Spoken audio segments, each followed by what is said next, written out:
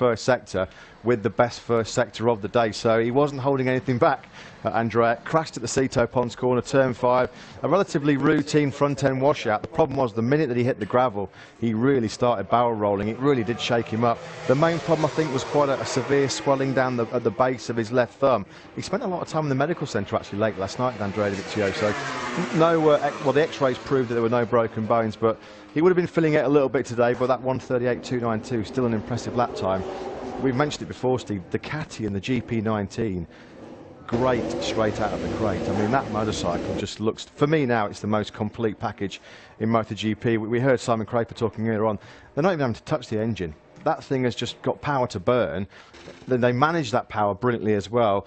They can just now focus exclusively on other parts of the bikes in terms of the chassis as well. You know, they've always been looking to improve that turning, the mid-corner speed in the middle of the corner. It seems like they've made progress in that area as well. The Ducati now, for me, it's the bike to be on. It's the most rounded package. And as usual, Matt, Gigi Dall'Igna has got his little magic box of tricks out as well. They've got all sorts going on here for this well, test. Yeah, I'm going to have to rename him Inspector Gadget, I think. I mean, yeah, we know that Ducati, they do love to push the technical boundaries. We've seen wings added on to the seat unit. I think Danilo Petrucci, we're looking at right now, he did quite a long wing. You can just see there that revised seat unit as Danilo Petrucci goes through this famous stadium section in Jerez. They've almost like sort of created bolt-on wings, if you like, that fit now onto the seat unit. Ducati are trying various things. I mean, there was a light sensor that came on under the bike in the pit lane. Not quite sure, maybe Simon Crafer can shed some light on that, but I think people are talking about it measures things like wheel spin, traction, how far the bike moves on, or suspension moves when you're braking, weight transfer. For when you want them, I'll explain about the Ducati stuff. Yeah, Ducati, it seemed to be the people leading the new innovations. You know, they are the ones coming out with the most special and different looking things. Dovi, he didn't do as many laps. You know, he said physically he wasn't held back.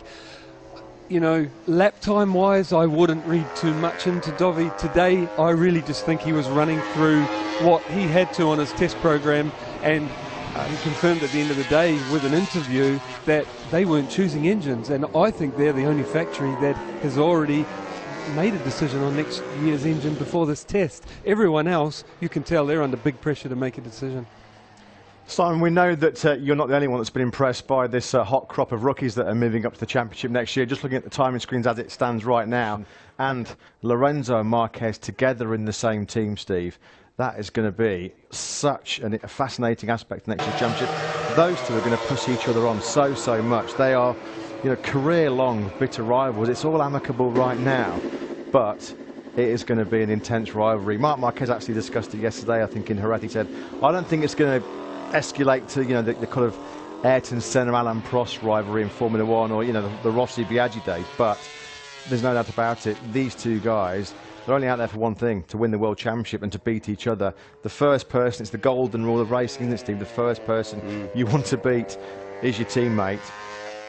Look at Lorenzo on these images now, Steve. He just looks straight away immediately comfortable. He's still not fully fit. No, he's still not fully fit as well. But you never saw this. The first couple of tests he had on the Ducati, throughout the first year really on a Ducati, he never looked like this. He never looked as confident and comfortable on the Ducati as what he does right now on this Honda. There's a lot of people who said that the Honda was going to be too difficult for him to ride. Well, it is definitely a beast, but obviously he's tamed it already. We know that Honda have been working constantly. Cal Crutchlow's input has helped them, having come off Yamaha and Ducati.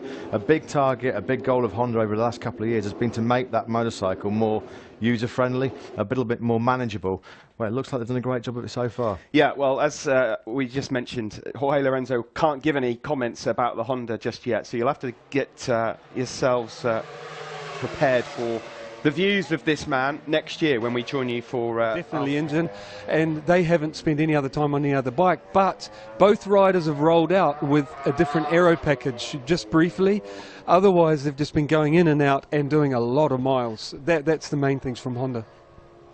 Simon, if we move on to Ducati, but because before Nakagami and Marquez and Lorenzo put in these fantastic lap times, Ducati were looking really, really strong. We know they've done a lot of intense work today, a lot of laps as well if you look next to their names. Dovizioso, of course, came into today. There was a bit of concern after his crash yesterday. Maybe you could tell us more about that. And Danilo Petrucci, of course, continuing to work. And Jack Miller also put in a decent performance before he left. Super strong. He's not pushing 100%, but he's still having the odd scare out on circuit, as you're going to be able to see here, just as he tips it into this double apex right-hander here. There you go.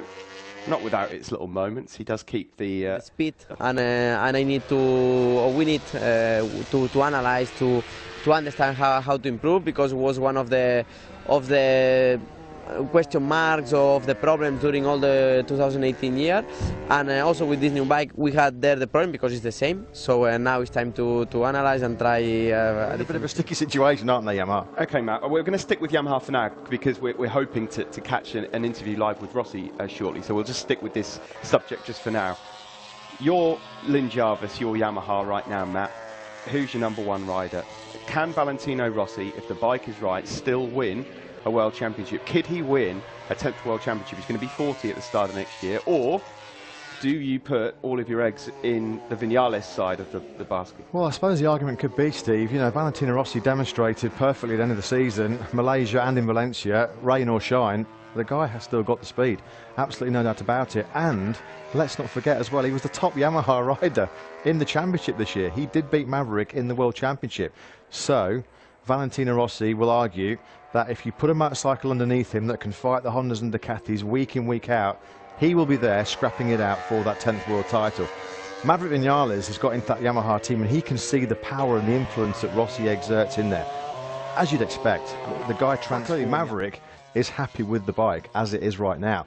Of course he wants more, but it's almost like you say, Steve, there's this kind of inter-team power struggle going on. It's almost like Maverick prefers one of these new engines, Rossi prefers the other one, but of course Yamaha, with the strict regulations, no in-season development, you've got to homologate one specification of engine for the team.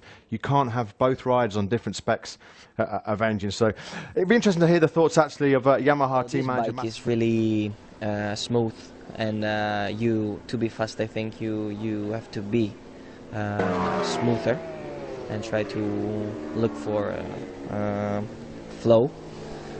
And this is what I'm trying to do at the moment, and I'm quite happy about how it went. And looking forward over the winter, you got a couple of months, a lot of time to train and to think. But when you go to Sepang, what's going to be the biggest thing you look to improve upon on the first day? Well, it's going to be important to get the mojo back quite quick in Sepang. And I mentioned earlier to you guys that he went straight out there and was just yesterday banging it on its side, and I was super impressed. And really that comes with confidence in the front, which is rare to see a rookie with confidence like that in the front tyre straight off the bat. And then he had a big crash yesterday, over 200 kilometres an hour, put the bike up over the fence, moved the airbag, so we had to red flag, or the track organiser had to red flag. I thought he would lose confidence. Well, I was curious to see if he would lose confidence. First lap back out there a little bit later when he had clean leathers on again, and his second lap, so first flyer, was faster than anything done before. So no chance of losing confidence. He's impressive. So yeah, exciting stuff with the rookies. Significant conclusions from that. Do you and Alex agree on which one you guys would prefer to use next year? Well, the truth is that we don't have the things at the moment really clear. It's not really clear because someone is better in some areas and the other one is better in the other. So we have tried a lot of things and we have a lot of good information to send to Japan, and like this they will work. Just one last question. Over the last two tests, what is the biggest thing you've managed to change in your riding style to adapt to a MotoGP bike? At the moment, I'm not so bad. Every time I'm improving the riding style, but we are in a moment that we are not really far about this. Of course. But anyway, I'm happy. I'm satisfied about the work in the box. There is very, very calm, and all the engineers have the aim to improve and to help me. So this is very good, and I'm happy to see this feeling around me. It's a very important test to choose the engine direction for next year. Which are your comments so far regarding the engine? It's good, but I don't think it's the one we will have in the future. What the differences make, and that's another thing that the Petronas guys have been teaching their riders, running through a lot of different settings so the riders understand what the setting changes do, so when they have a problem they'll have an idea what could fix it. And that brings me on to Quartararo. He's really made a good step over this test. You know, he struggled yesterday, and the team were telling me that it was wheelie and rear grip, and they helped him with electronics for for both. But he's really learnt how to ride the bike. You know, over this especially this afternoon, he's really come on. And Oliveira, you know, he's probably got the toughest job of the rookies because he's jumping onto a more difficult bike to ride. You know, I do feel a bit sorry for him, like the engine as well. That's what they're lacking at the moment. Not saying that they're lacking riders that are fast, they're lacking riders that are experienced on that KTM package. Paul Espargaro, it was interesting to listen to him yesterday, that they've always got a constant truckload full of new parts, and he said because they're trying to evolve, improve all the time, he can't remember the last time he rode a KTM that was in the same spec. They're throwing new parts to that bike like confetti at a wedding. They'll stumble across something pretty soon. Let's just hope that these first couple of tests have not, sucked out the momentum that they gained with this man's brilliant first ever podium in Valencia just a couple of weeks ago, because it's been a tough test. Paul Espargaro 15th, over a second off the pace. We can catch up now actually and listen to exactly where KTM feel they're at in terms of their development and how Johann Zarco's adapting to the RC16, with the thoughts of project leader Mike Leitner. Romano Albithiano, the team manager, can't say enough praise for Brad's work. He's really, really happy with him. When your two riders are either sick or injured, and you have to make a decision on an engine today, Romano told me they have to make the decision at the end of today. That's not the best way to start, but he did say they're pretty confident on what was the right one, so fingers crossed for them. Simon, thanks very much for all of the information that you've given us so far.